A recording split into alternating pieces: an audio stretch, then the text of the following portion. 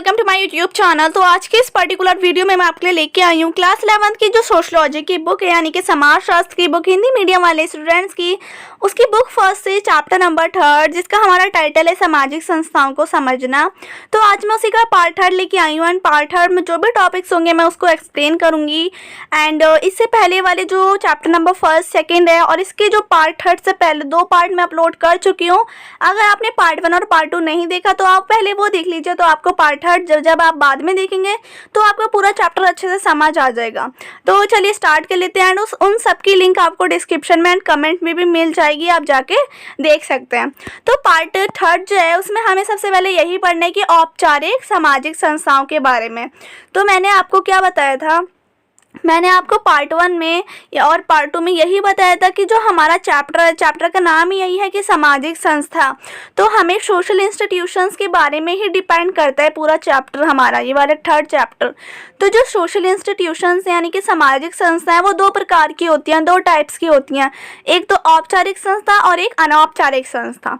तो जो अनौपचारिक संस्था है जिसमें हमारे आ जाते हैं परिवार, विवाह, नातेदारी, इन तीनों ही टॉपिक को मैंने पार्ट 1 और पार्ट 2 में कवर करवा दिया है एंड एक्सप्लेन भी कर दिया अच्छी तरीके से। तो हमारा जो अनौपचारिक सामाजिक संस्थाएं हैं वो हमारी कंप्लीट हो गई थी पार्ट 2 तक। तो अब हम बात करने जा रहे हैं औपचारिक सामाजिक संस्थाएं, जिसमें हमारे राज्य से रिलेटेड एंड वर्क से रिलेटेड, कानून और शिक्षा से रिलेटेड जो भी होते हैं वो सब हमारे औपचारिक सामाजिक संस्थाएं में आ जाती हैं, यानी कि जो ऑफिशियल इंस्टीट्यूशंस में आ जाती हैं। ठीक है, तो चलिए स्टार्ट कर लेते हैं इसको। तो जो औपचारिक सामाजिक संस्थाएं उसमें सबसे पहले हमारा यही है कि कार्य क्या होता है। तो कार्य को समझना है, जो कार्य है वो होता क्या, व्हाट इज वर्क। तो कार्य जो है वो शारीरिक और मानसिक परिश्रमों के द्वारा किया जाने वाला वेतन प्राप्त और मुफ्त सेवा द्वारा परिभाषित किया जा सकता है। इट मीन जो वर्क है, कार्य है, उसको हम शारीरिक किसे कहते हैं, फिजिकली, और मानसिक किसे कहते हैं, मेंटली। तो हमारे शरीर के द्वारा कोई भी काम जो हो रहा है वो हमारी फिजिकली वर्क के थ्रू होता है या फिर मेंटली वर्क के थ्रू होता है। तो यही है कि हम कोई भी अपने शरीर के थ्रू हम अपना काम कर रहे हैं, तो शारीरिक और मानसिक परिश्रम कर रहे हैं। हम परिश्रम किसे कहते हैं, हार्ड वर्क कर रहे हैं, कोई भी मेहनत कर रहे हैं। तो हमारी उस मेहनत के द्वारा हम जो काम कर रहे हैं उसका हमें पैसा भी मिल सकता है। वेतन किसे कहते हैं, वेतन प्राप्त भी होता है कोई कार्य। ठीक है, तो वेतन कहते हैं पैसे को। तो एक कार्य तो ये होता है कि हम हार्ड वर्क कर रहे हैं, यानी कि हम परिश्रम कर रहे हैं और उसका हमें वेतन भी मिल रहा है। लेकिन एक काम ऐसा होता है जो हमें सिर्फ मुफ्त सेवा करनी पड़ती है, हम इतनी मेहनत भी करते हैं, परिश्रम करते हैं और उसकी हमें कोई वेतन प्राप्त नहीं होता, उसका कोई पैसा नहीं मिलता, वो हमें मुफ्त सेवा करनी पड़ती है। तो ये 2 तरह के काम होते हैं और इसी के द्वारा हम इस कार्य को परिभाषित कर सकते हैं। आई होप आप समझ गए होंगे। अब हम बात करते हैं कार्य के जो आधुनिक रूप हैं और श्रम विभाजन के बारे में, यानी कि जो कार्य के आधुनिक रूप हैं, क्या क्या परिवर्तन आए हैं, क्या क्या डेवलपमेंट हुआ है काम में, पहले किस तरह से हुआ करता था और अब क्या क्या उसमें चेंजेस आए हैं, तो उसी के बारे में समझते हैं।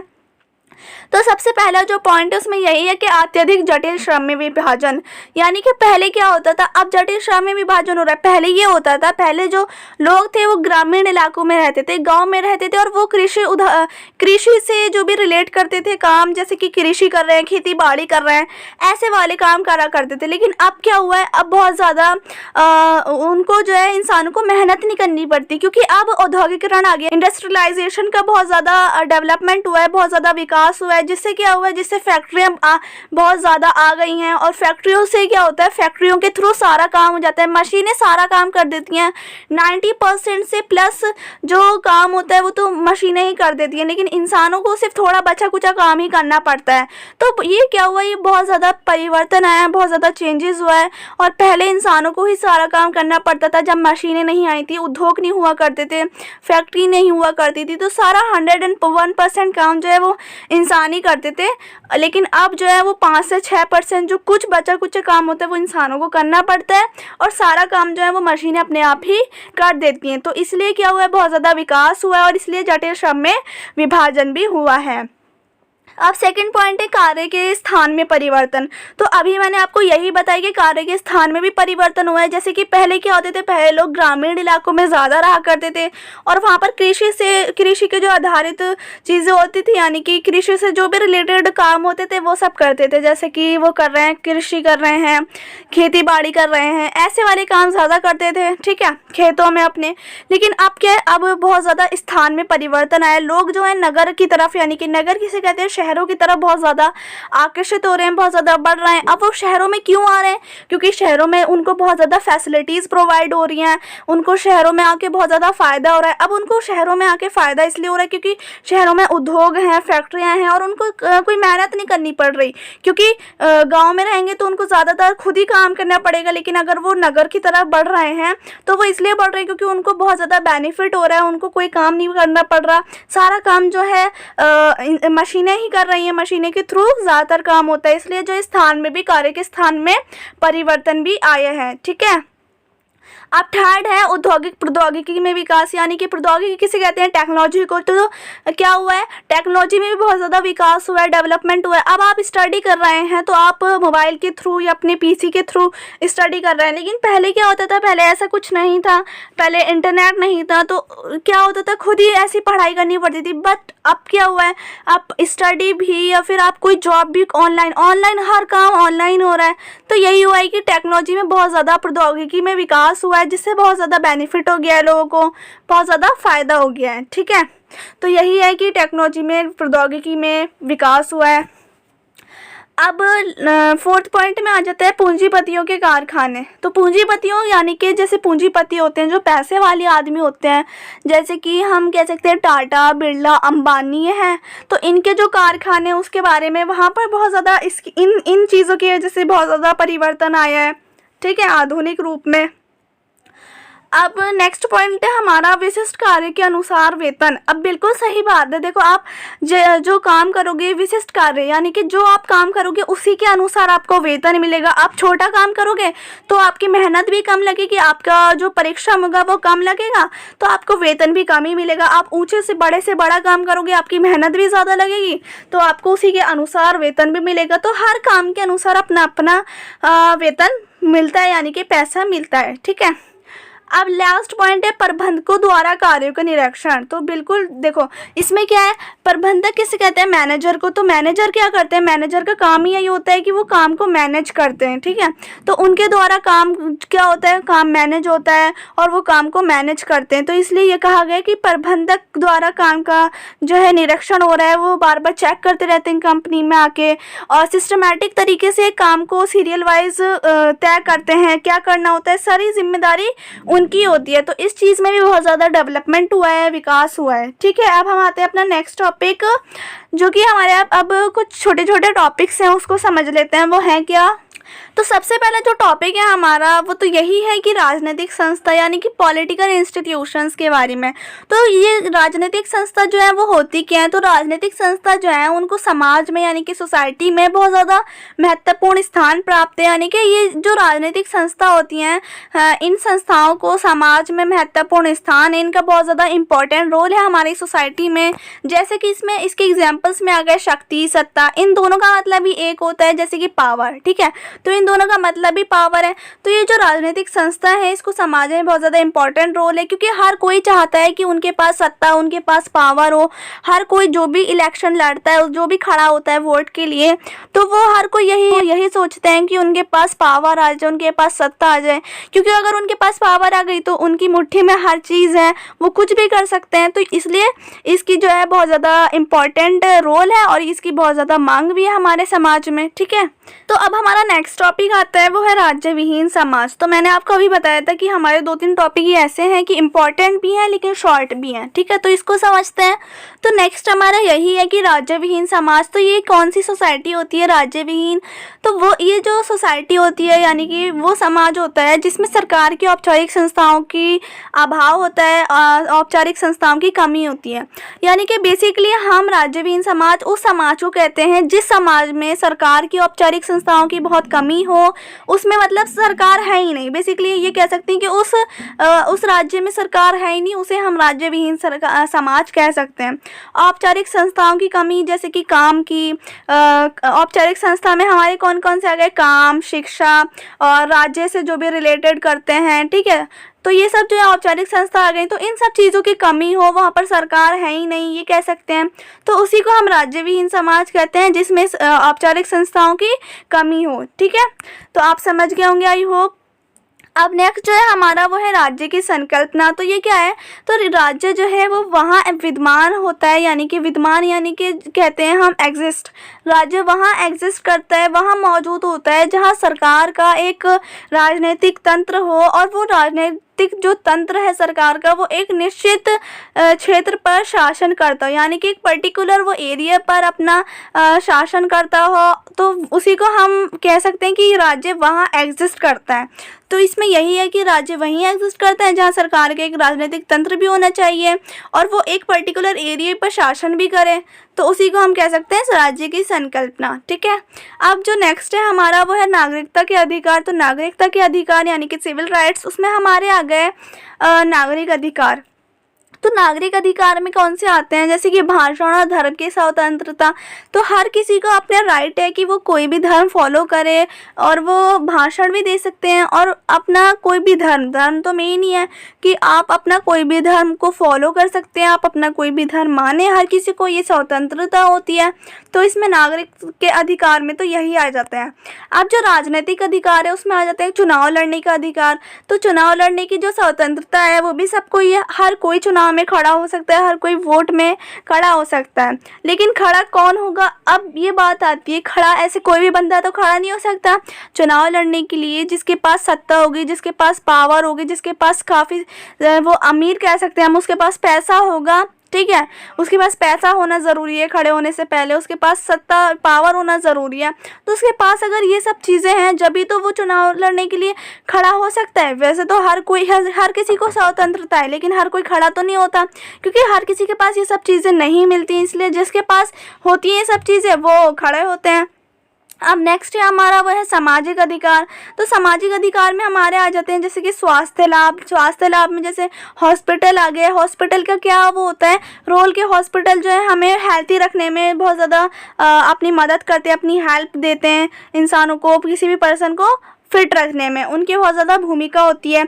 समाज का कल्याण होता है, बेरोजगारी और भत्ता न्यूनतम मजदूरी।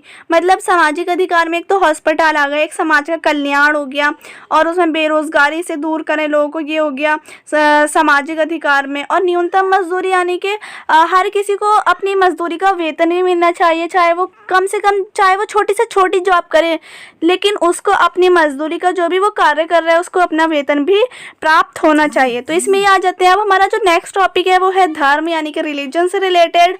तो उसको समझते हैं। तो धर्म में क्या है, धर्म में यही है कि धर्म जो है वो अलौकिक शक्तियों पर विश्वास है। अब अलौकिक शक्तियाँ किसे कहते हैं, अलौकिक शक्तियाँ कहते हैं सुपर नेचुरल पावर जो होती हैं उस पर ये विश्वास है। जिसके मतलब धर्म में क्या होता है, हम लोग यही तो विश्वास करते हैं, सुपर नेचुरल पावर पर विश्वास करते हैं, और ये मानव शक्तियों से कई ज़्यादा श्रेष्ठ व उच्च होती हैं।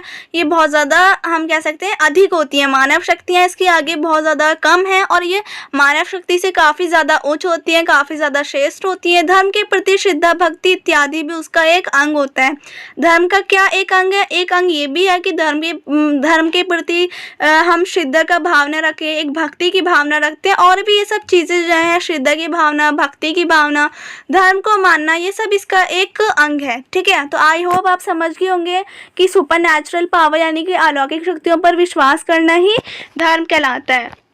अब धर्म की विशेषताएं की बात करें तो इसमें कुछ पॉइंट्स आ जाते हैं, जैसे कि श्रेष्ठता की भावना। अभी मैंने आपको बताया कि जो श्रेष्ठता की भावना होती है, श्रेष्ठता की भावना में क्या आ जाता है, जो ये भावना होती है मतलब ये जो है ये भावना मानव शक्ति से काफ़ी ज़्यादा उच्च होती है, काफ़ी ज़्यादा अधिक होती है। तो वही है कि इस पर जो मानव शक्ति से अधिक हो वो वाली शक्ति, उसी पर विश्वास करना, उसमें श्रेष्ठता की भावना भी हो जाता है। और एक धार्मिक व्यवहार बनाना, ये भी धर्म की विशेषता में आ जाता है। ठीक है, धर्म के प्रति अपना व्यवहार बनाना, अनुष्ठान समारोह हो गया, जैसे कि धर्म होता है, जैसे कि कोई भी आपका फेस्टिवल है, तो जैसे नॉन मुस्लिम्स में, हिंदू में क्या होता है कि दिवाली होता है, होली होता है, और भी मतलब मैनी फेस्टिवल सेलिब्रेट करते हैं। एंड मुस्लिम में क्या होता है, जैसे कि ईद हो जाती है, रमज़ान हो जाते हैं। तो ये वाले फेस्टिवल्स अलग अलग और जो क्रिश्चियन होते हैं वो क्रिसमस सेलिब्रेट करते हैं। तो सबका अलग अलग होता है कि जो जिस अपने रिलीजन से मतलब आप जो जिस धर्म को मानता है, जो अपने रिलीजन को मानता है, तो वो उसी का जो होता है वो उसके समारोह को भी सेलिब्रेट करते हैं। उनके अपने अपने अलग अलग समारोह होते हैं, ठीक है। तो अब हमारा लास्ट पॉइंट है, उसमें यही है कि विश्वासकर्ताओं का एक समुदाय। तो धर्म की विशेषता में यही है कि विश्वासकर्ताओं का समुदाय होता है, एक ग्रुप होता है जिसमें कि हर कोई उसी धर्म को मानता है, और उसमें क्या होता है, विश्वास करते हैं, मतलब धर्म के प्रति विश्वास की भावना रखते हैं, और उसी का वो ग्रुप कहलाया जाता है, ठीक है। तो अपने अपने गॉड को मानते हैं, वही धर्म कहलाता है जो कि सुपर नेचुरल पावर यानी कि अलौकिक शक्तियों पर विश्वास रखते हैं। और ये शक्तियाँ जो होती हैं ये मानव की जो शक्ति मनुष्य की शक्तियों से काफ़ी ज़्यादा श्रेष्ठ होती हैं, काफ़ी ज़्यादा उच्च कहलाई जाती हैं, ठीक है। अब हम बात करते हैं अपना लास्ट टॉपिक, जो कि इस पार्ट का और इस चैप्टर का भी लास्ट टॉपिक है, जो कि हमारा औपचारिक संस्था जो है, ऑफिशियल इंस्टीट्यूशंस का भी लास्ट है, जिसका जो है शिक्षा। तो शिक्षा के बारे में समझते हैं कि एजुकेशन जो है, एजुकेशन होता है क्या है। तो शिक्षा जो है वो संपूर्ण जीवन चलने वाली वो प्रक्रिया है जिसमें सीखने की औपचारिक और अनौपचारिक दोनों प्रकार की संस्थाएं शामिल हैं। अब शिक्षा है क्या? शिक्षा जो है, एजुकेशन जो है, वो पूरे संपूर्ण जीवन यानी कि पूरी ज़िंदगी भर चलने वाली एक ऐसी प्रक्रिया जो कि पूरे जीवन लास्ट तक, जब तक आप जिंदा हैं, आपके जब तक लाइफ मेंटेन है, आप उसको शिक्षा को ग्रहण कर सकते हैं, शिक्षा को हासिल कर सकते हैं, ठीक है। तो हम इसको कह सकते हैं कि पूरी जीवन चलने वाली एक ऐसी प्रक्रिया है जिसमें हम सीखते भी हैं, और इसमें क्या क्या सीखते हैं, औपचारिक ढंग से भी सीखते हैं और अनौपचारिक ढंग से भी सीखते हैं। अब आप ये सोच रहे होंगे औपचारिक और अनौपचारिक इन दोनों संस्थाएं इसमें शिक्षा में शामिल है, तो ये कैसे है?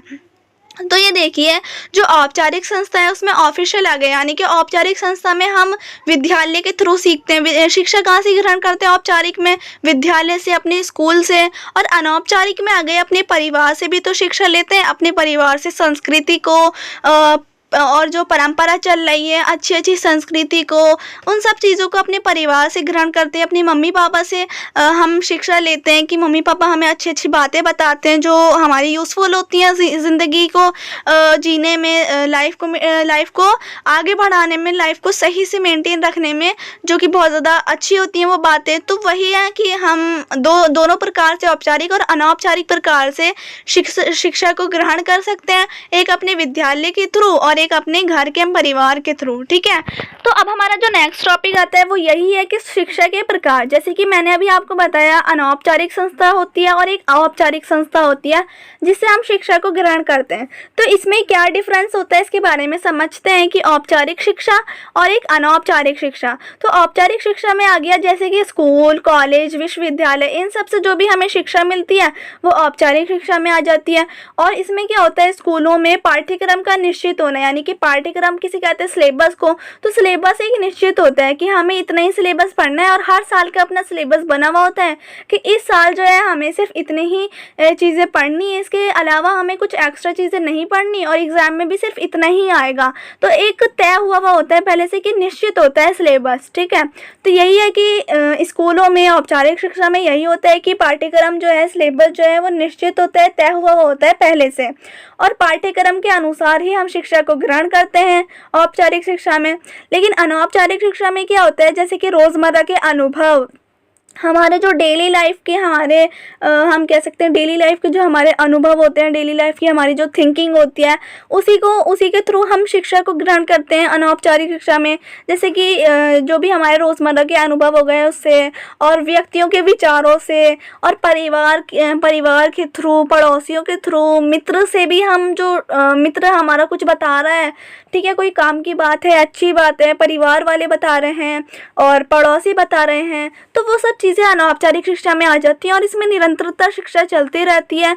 और इसको मतलब कोई भी हमें कुछ ऐसी चीज़ बता रहा है जो कि हमारी संस्कृति से, हमारे कल्चर से रिलेट करते हैं और वो अच्छी ही चीज़ है, तो वो आ जाती है अनौपचारिक शिक्षा में। ठीक है, तो आई होप आप समझ गए होंगे। अब हमारा जो ये लास्ट टॉपिक है ये भी यही है, शिक्षा के बारे में ही है कि शिक्षा का महत्व समझते हैं, ये शिक्षा का क्या उद्देश्य है, क्या मोटिव है और इसका क्या इंपॉर्टेंट रोल है शिक्षा का।